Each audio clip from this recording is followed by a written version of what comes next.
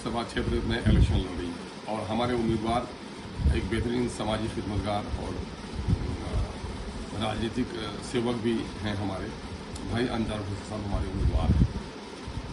इस वक्त हम लोगों ने जो उम्मीदवार दिया है, सबसे पहले तो आपके माध्यम से हम इस लोकसभा क्षेत्र के सभी सम्मानित वोटरों से गुजारिश करेंगे कि आप हमें वोट देकर हमारे उम्मीदवार को कामयाब कराइए। और बैरिस्टर असदुद्दीन ओवैसी साहब जो इस देश में गोया संविधान को स्थापित करने की जो लड़ाई लड़ रहे हैं, दलितों, शोषितों, पीड़ितों और वंचितों को जात, मजहब, क्षेत्र से ऊपर उठकर जो लड़ाई लड़ रहे हैं, उसके बाजू को मजबूत कीजिए। जहाँ तक मामला है इस लोकसभा क्षेत्र का, तो बीजेपी ने तो तमाशा किया है, मोदी जी ने जो पूरे देश को कंगाल कर दिया है, ये सब उससे अवगत है। इस वक्त बीजेपी की उल्टी गिनती शुरू हो गई है और धार्मिक उन्माद की राजनीति उनकी अब समाप्त हुआ चाहिए।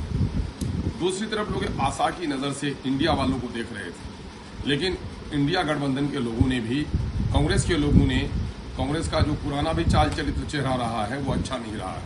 वो न अपने आप को पूरा सेकुलर कर पाते हैं, न कॉमनल होने की हिम्मत वो करा पाते हैं। यहाँ पर जो उन्होंने अपना उम्मीदवार दिया है, ये वही उम्मीदवार है जो पिछले 10 सालों से मोदी के नफरत के एजेंडे पे काम करता रहा है और उसके धार्मिक और सामाजिक सौहार्द को बिगाड़ने वाले जो शब्द हैं वो सबके कानों में गूंज रहे हैं।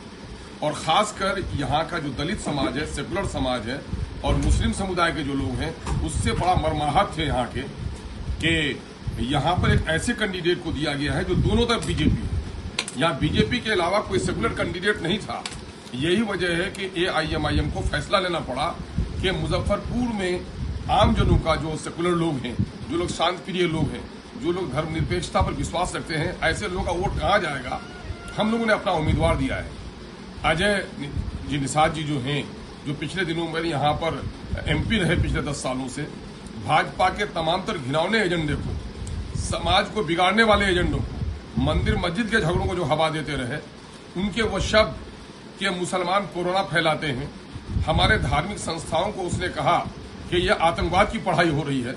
ऐसा आदमी जिसके हृदय में दलितों, अक़लियतों और मुसलमानों के लिए इतनी दुश्मनी छुपी हुई हो, वो आदमी लोकतंत्र में जाकर इस समुदाय के हितों की बात कैसे कर सकता है। इसलिए उसके विरुद्ध वातावरण तैयार करना आप लोकतंत्र के चौथे स्तंभ है, आपकी भी जिम्मेदारी है और हम उसी जिम्मेदारी का निर्वहन करते हुए आए हैं और लोगों से गुजारिश करने के लिए आए हैं कि इस वक्त बीजेपी की उल्टी गिनती शुरू हो गई है और कांग्रेस भी अपनी पुरानी चाल पर उतर आई है। लगता है इन लोगों ने अपने टिकट का सौदा किया होगा एक ऐसे आदमी को जिन्होंने कांग्रेस के जाहिरी तौर पर जो उनका अपना एक एजेंडा है कि साहब हम सेकुलर हैं।